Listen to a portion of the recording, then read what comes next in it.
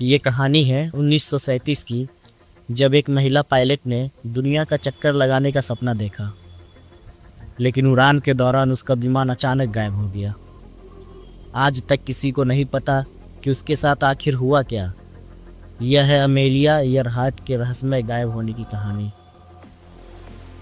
Amelia Earhart America की एक बहुत ही बहादुर और मशहूर पायलट थी। वह दुनिया की पहली महिला थी जिन्होंने अकेले विमान से अटलांटिका महासागर पार किया था। उनका सपना था कि वह पूरी दुनिया का चक्कर विमान से लगाएं।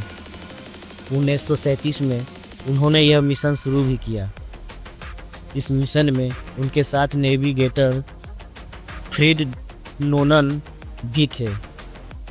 दोनों ने एक छोटे से विमान में दुनिया के कई देशों की यात्रा शुरू की। हजारों किलोमीटर उड़ान भरने के बाद वे प्रशांत महासागर के ऊपर पहुंच गए। उनका अलग लक्ष्य था, एक छोटा सा द्वीप, हाउलैंड आइलैंड। फिर आता है वो रहस्यमय दिन। 2 जुलाई 1937 को अमेलिया ने रेडियो पर एक संदेश भेजा। उन्होंने कहा, हम द्वीप के पास हैं, लेकिन हमें ज़मीन दिखाई नहीं दे रहा। यह उनका आखिरी संदेश था। इसके बाद उनका विमान अचानक रडार से गायब हो गया। अमेरिकी सरकार ने तुरंत खोज अभियान शुरू किया। यह उस समय का सबसे बड़ा खोज अभियान था।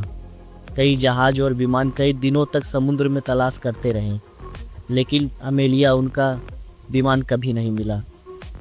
कुछ लोगों का मानना है कि उनका विमान समुद्र में गिर गया, तो कुछ लोग कहते हैं कि वह किसी सुनसान द्वीप पर फंस गई होगी। लेकिन सच क्या है, यह रहस्य आज भी दुनिया के लिए सबसे बड़े रहस्यों में से एक है। अमेलिया ईयरहार्ट का सपना था दुनिया को दिखाना कि महिलाएं भी किसी से कम नहीं हैं, लेकिन उनकी आखिरी उड़ान एक ऐसा रहस्य बन गई जिसका जवाब आज तक नहीं मिला। आपको क्या लगता है, क्या उनका विमान समुद्र में गिर गया होगा या वह कहीं जिंदा बच गई थी? कमेंट में ज़रूर बताएं।